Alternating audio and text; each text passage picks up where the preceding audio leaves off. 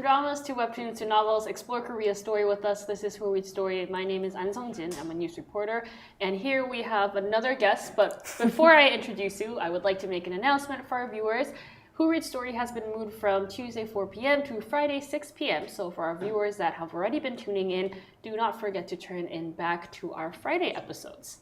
Now that I've made that announcement, I would like to introduce our guest, Andrea. Okay.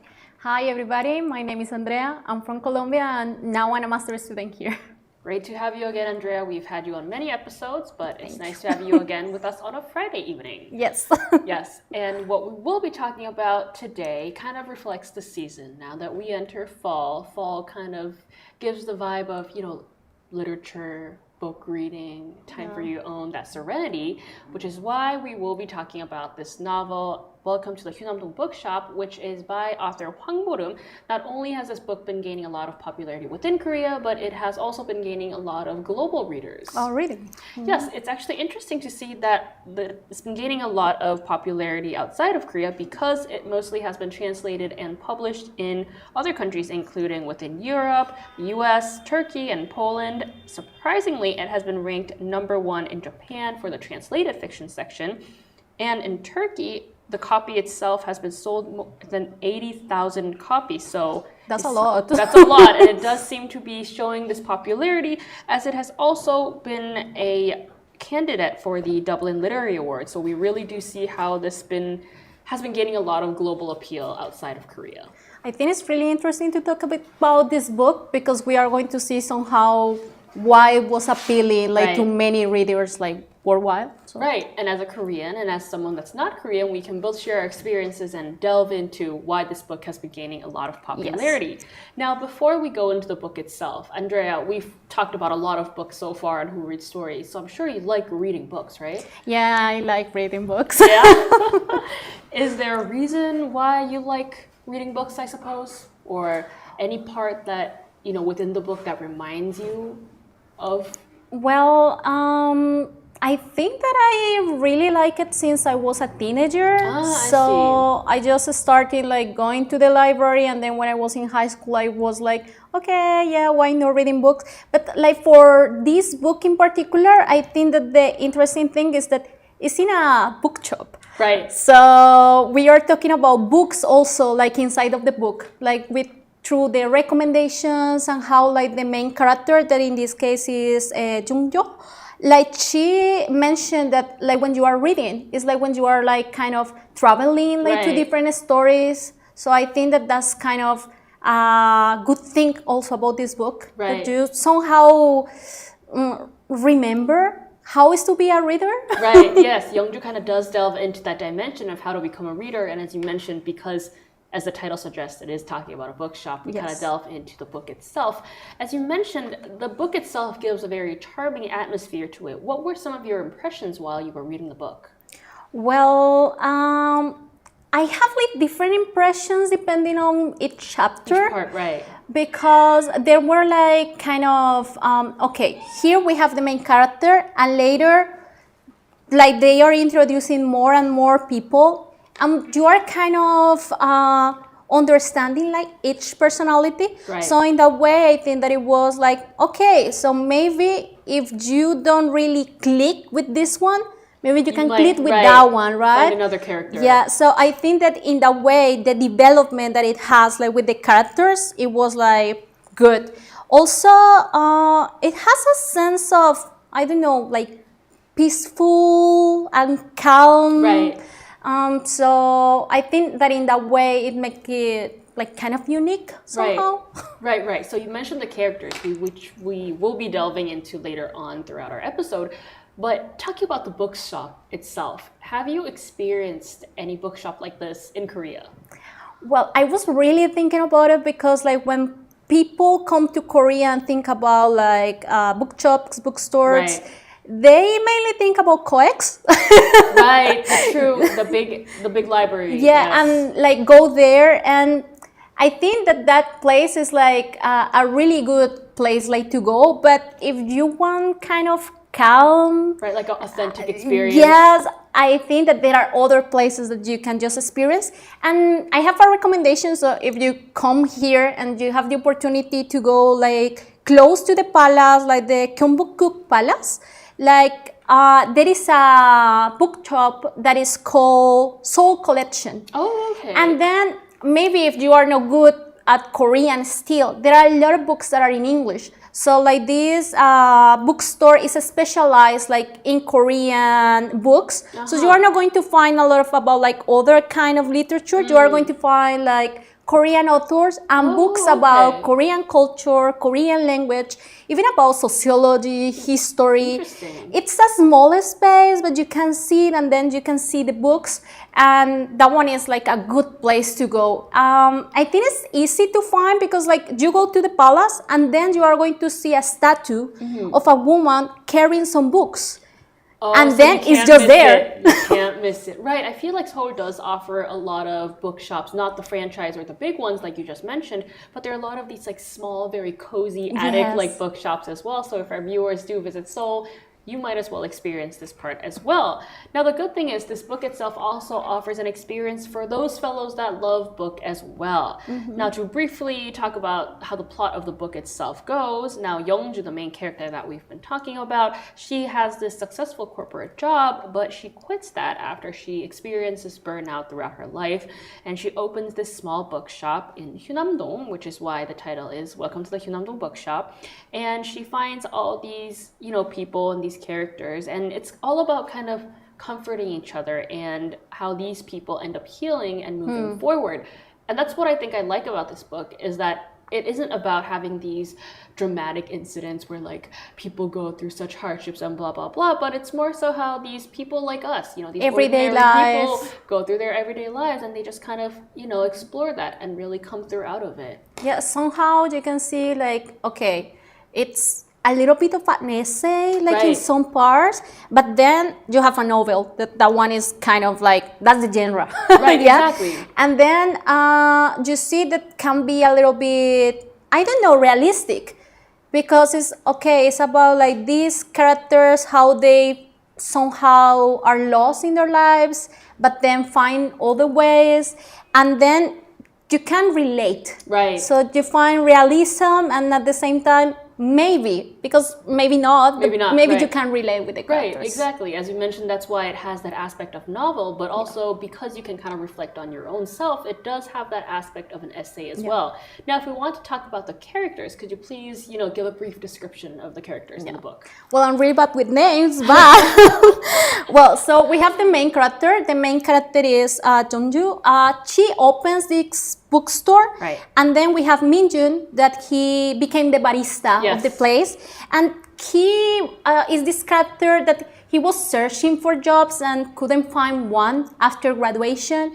And we have also Junso, that she is just going to like this place, and she finds like comfort, like knitting and doing other things. Or even there is one part that she says like, how long can I stay? Oh, well, so I'm going to buy something every 3 hours.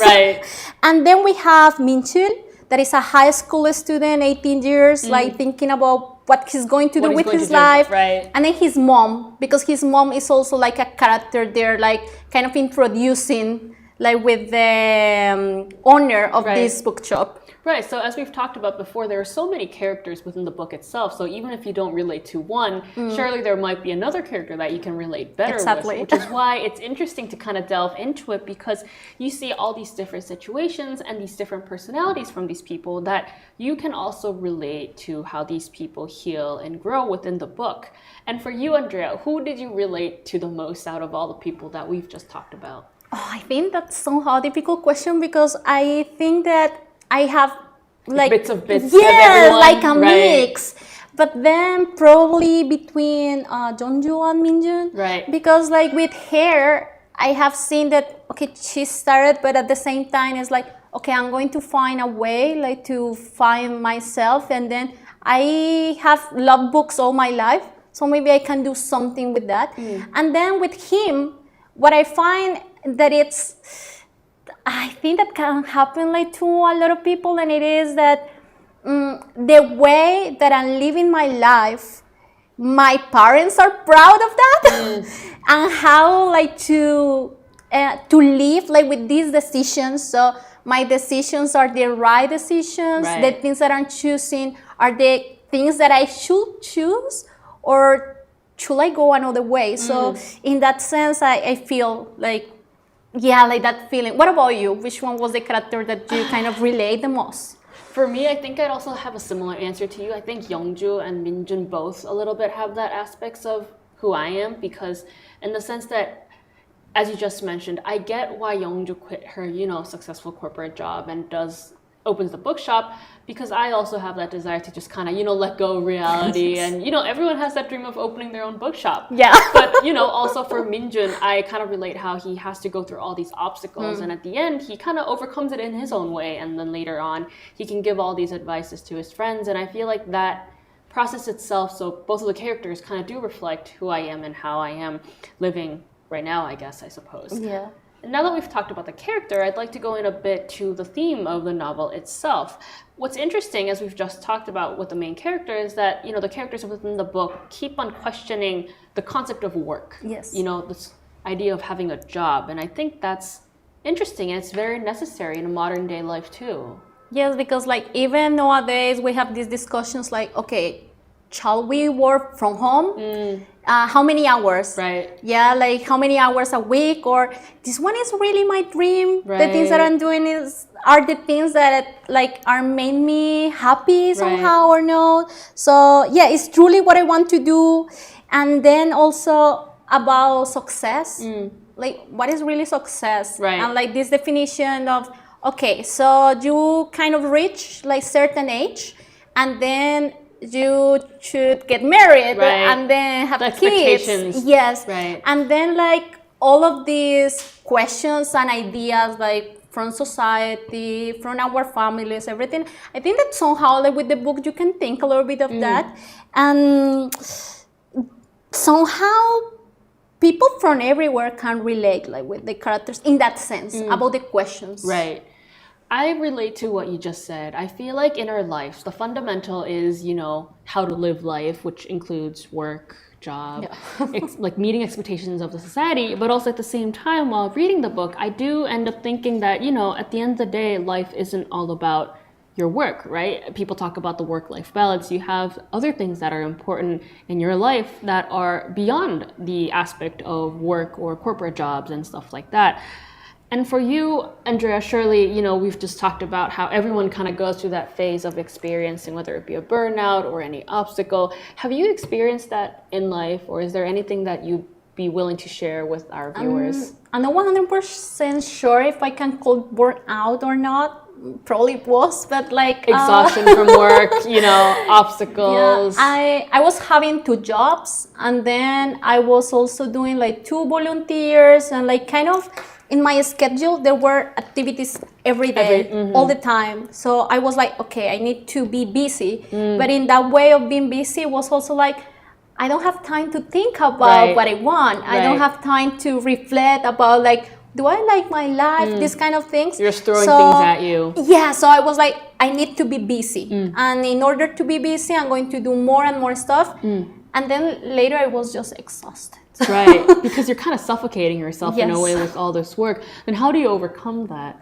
I think that listening podcasts, in my case, it was a good thing. Maybe it sounds cliche, but I was just listening to one about I don't really remember, but there was one part that says, okay, you are really kind of giving how much percent to this. Do you really want to do this? And I was maybe I don't want to be here. Right. Because I was in so many things, I kind of quit half of it. And then it helped me kind of to organize a little bit more my life. Right, because you end up questioning what's important to you, and you kind of prioritize all the activities that matter to you, and in that way you kind of clear out those that aren't necessary in your life, and you end up building your own boundaries and priorities. Yeah, and also when you have so many activities, or in general when you are doing many things, maybe those things are important in this moment, but in 1 year or 2 maybe they are not in the same priority. Right. And then maybe your time needs to be close at that activity. Right. But sometimes it's not that easy to say bye. That's true, right. So maybe if our viewers also have experience of, going through burnout or experiencing exhaustion, maybe you can share that experience and also tell us, what is it like to overcome and how do people actually overcome such a phase in their life? And I guess what also matters for you is that perhaps, you can also reach out for help from others. Maybe that's why the podcast has helped for you because it's not about holding something within you, but you can also find other groups of people or other people that you can kind of get together with. Yes. So I think that somehow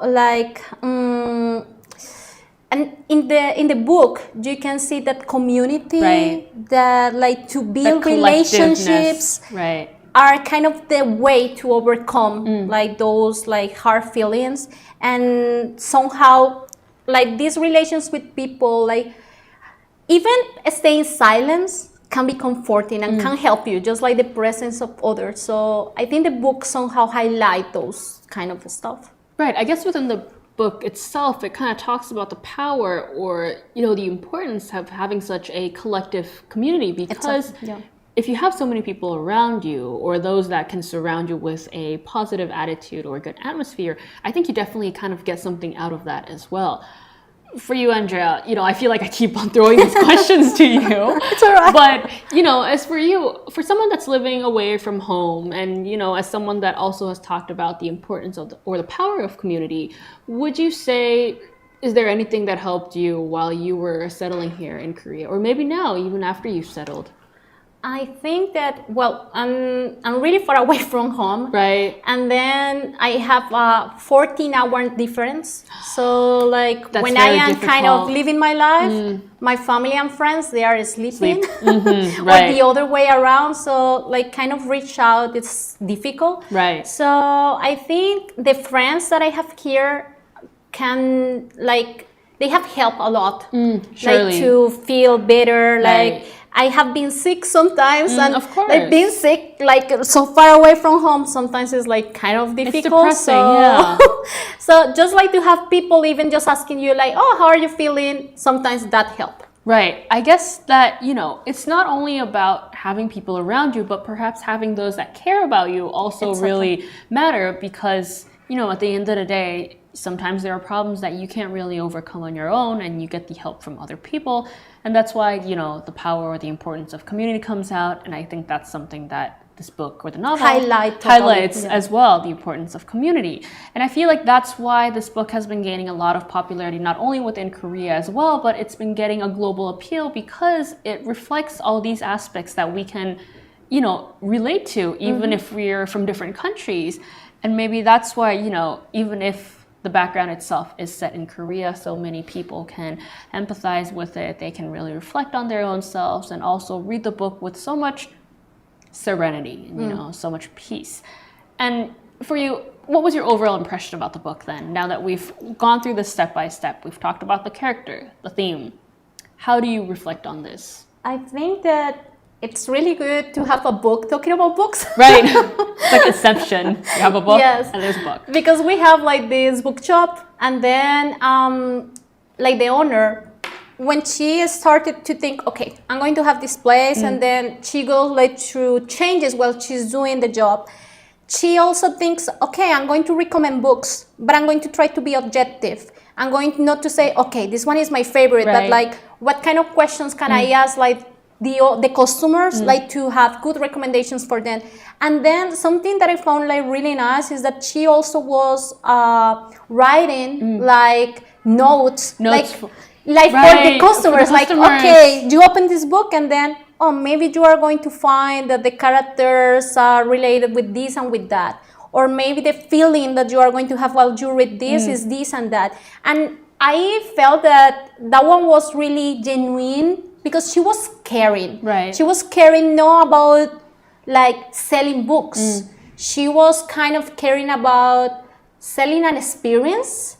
And I think that's the kind of place that you want to come back. Right. Yes. Because it's almost like someone's giving you an anonymous recommendation and a review of the book. And once you open the book, even if you haven't read it, you get good impressions of it. Because I've, walked into a bookshop before and I saw a similar note when I was going to that bookshop, and I think that experience is definitely pleasant for a customer who's looking for a book. And obviously there's a lot within the book that happens, different characters, different situations. Is there any part that particularly stuck to you? Well, there were many. Like one short one that was not the most is like, well, I'm from Colombia, right? And then they're talking about coffee. Of course, cannot miss. Yeah. And they are just mentioning like how they are roasting the coffee and everything. So I was like, oh yeah, they are mentioning my country. But like, shout out to Colombia. But apart from that, well, so when I was reading, there were two scenes that I kind of really like. There is one in which Jeonju is with Minjun, like kind of while they are working, there are no customers, and then she sits like close to him, and she kind of reflects like even with silence, like we can get like comfort. Right. We don't need to talk. Yeah. So that part I really like it. And then there was another one that when we know a little bit more about like Minjun background, and he meets like a friend. And then they went to eat and they are having soju. And while they are talking, he's talking about like the buttons, like of the shirt and like how it's, I don't know, how you are going through life. And then at the same time, you are kind of buttoning like this chair, like, okay, you are going through this way and after this and after that, you have like how it should be, like the steps that you should take, steps, right? Like for being successful.